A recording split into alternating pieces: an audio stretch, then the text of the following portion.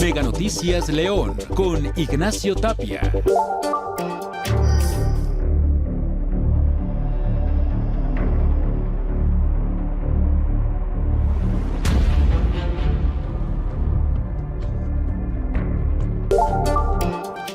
Con presencia en 28 de los 32 estados de la República Mexicana, Cártel Jalisco Nueva Generación ha tenido también una base importante en el estado de Guanajuato, de ahí que le haya permitido controlar muchos municipios, enfrentando una guerra con el Cártel de Santa Rosa de Lima. Le presentamos los detalles y cómo muchos funcionarios políticos han pagado las consecuencias. El otro tema que estaremos abordando hoy aquí en Mega Noticias: los cuerpos de seguridad municipal se encuentran en crisis. Faltan policías locales, se requiere también más capacitación a los mismos, equipo de inteligencia, en fin, armas para enfrentar a la delincuencia organizada. Finalmente, el último tema que estaremos tratando: ¿cuál es la realidad de los autos chocolate en el estado de Guanajuato? Un estado que tiene una gran cantidad de migrantes radicados en la Unión Americana y cada temporada llegan hasta este estado, dejando aquí estos autos llamados chocolates.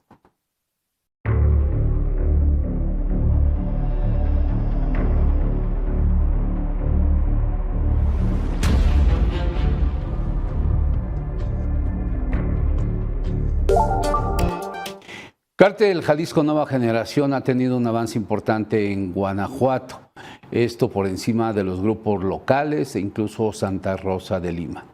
Muchos de los homicidios registrados en la entidad, que tiene que ver también con empresarios y con ciertos funcionarios, son atribuibles a ellos.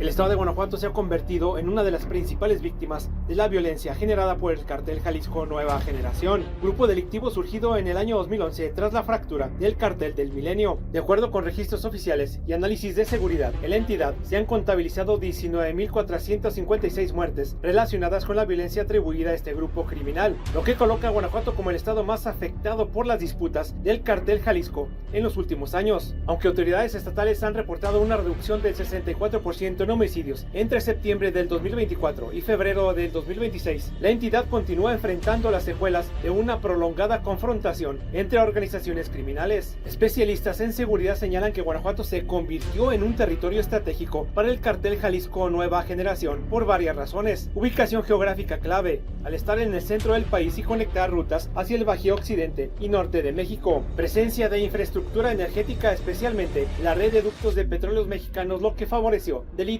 como el robo de combustible; disputa territorial con otros grupos criminales, particularmente con el Cártel Santa Rosa de Lima. El Cártel de Jalisco, encabezado por Nemesio Osegueras, buscó controlar estas rutas y actividades ilícitas, generando enfrentamientos constantes por el dominio del territorio.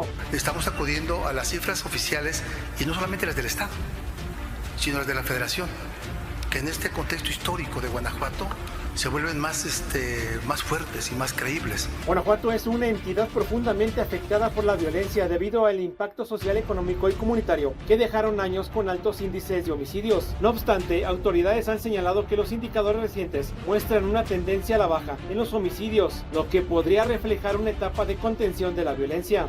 A través de las Jornadas por la Paz fomentamos actividades deportivas, culturales y artísticas en lugares donde se registraban más delitos. A pesar de la reducción en los índices de violencia, especialistas advierten que la reconstrucción del tejido social en Guanajuato será un proceso de largo plazo, pues los efectos de más de una década de confrontación criminal aún persisten en varias regiones del estado. Mega Noticias, Jorge Camarillo.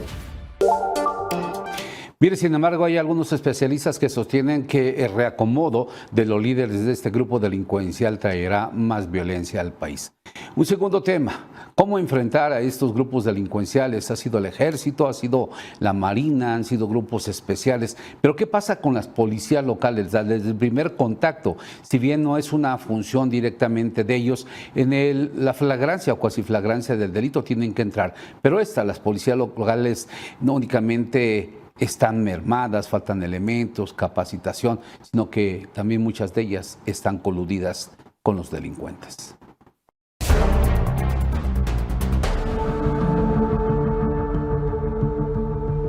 Yo pertenezco a un grupo de operaciones especiales que se encarga de actividades de alto impacto. Pues lo primero que se viene a la mente a un policía, pues la verdad es que ¿qué va a pasar?, ¿no? El temor, porque todos, de alguna manera, pues sí nos da miedo. El miedo es parte del día a día de las fuerzas de seguridad. Solo en la Secretaría de Marina se han reportado 351 bajas por muerte en combate de elementos de la Armada y 57 bajas por desaparición. Y a la debilidad estructural y financiera de las corporaciones de seguridad se suma una deficiente formación profesional y malas condiciones laborales. Con la desaparición del Fortaseg el sexenio pasado, que repartía 5,000 millones de pesos al año para los municipios, las policías del tercer nivel se debilitaron.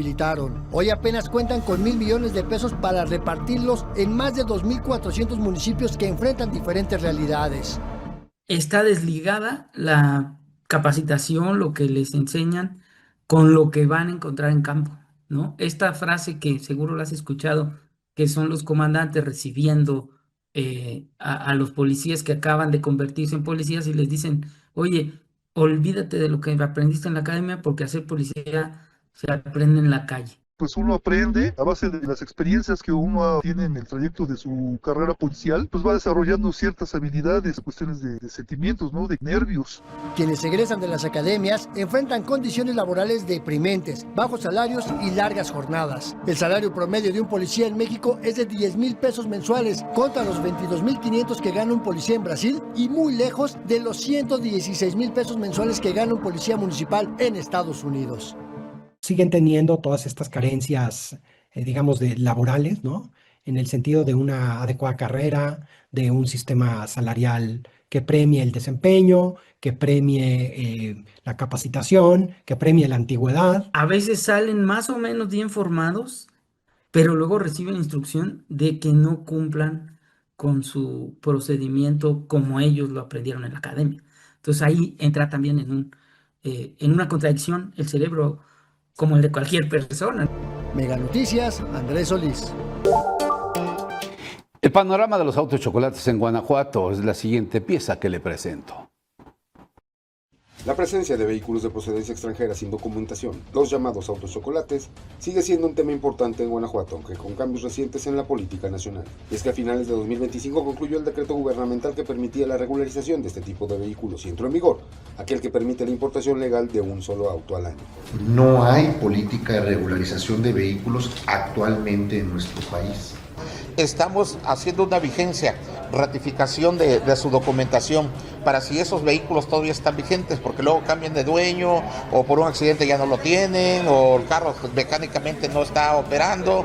Oficialmente, el Estado no es uno de los que permite iniciar o concluir un proceso de regularización de estos autos directamente dentro de su territorio, aunque hay módulos del registro público vehicular que puede gestionar ciertos aspectos como altas, bajas o infracciones. La legalización inicial de vehículos importados típicamente debe hacerse en estados vecinos como Jalisco o Michoacán.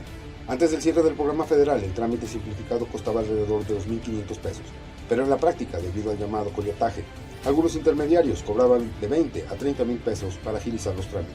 Ahora, sin el programa federal, las cargas administrativas y costos pueden elevarse. Varias agrupaciones han estado activas en este tema, con roles distintos como la UCEM, la Unión Campesina y Emigrantes Mexicanos, y la Unión Campesina Democrática, quienes han promovido la regularización, ofreciendo apoyo y a veces incluso calcomanías o supuesta protección a propietarios. Porque pues ellos reciben una renta, creo que de 2,000 pesos de refrendo de sus placas, esas chafas. Al chafas decir, por no llamarles ilegales, pero son ilegales, son placas totalmente ilegales. La Asociación Mexicana de Distribuidores Automotores se ha posicionado en contra de ciertas facilidades de regularización, argumentando impactos negativos en la industria formal, ya que ha asegurado que en este asunto ha sido político desde hace años, ya que algunas organizaciones lo han usado para presionar al gobierno a implementar o ampliar programas de legalización, así atraer ingresos fiscales a los estados. La AMDA estimaba entre 120,000 y 140,000 autos chocolates circulando en Guanajuato antes del cierre del programa, aunque la Unión Campesina Democrática ha mencionado cifras más bajas y hablan de unos 20,000 vehículos sin regularizar.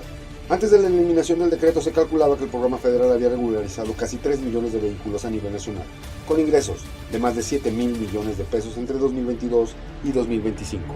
Para Mega Noticias, José Arrones. Volvemos en una hora más aquí, donde no hay lugar a la censura, donde las noticias se dicen como son. Mega Noticias León, con Ignacio Tapia. Domicilia tus servicios Mega con cargo a tu tarjeta de crédito o débito hoy mismo. y recibe más velocidad y una mejor tarifa.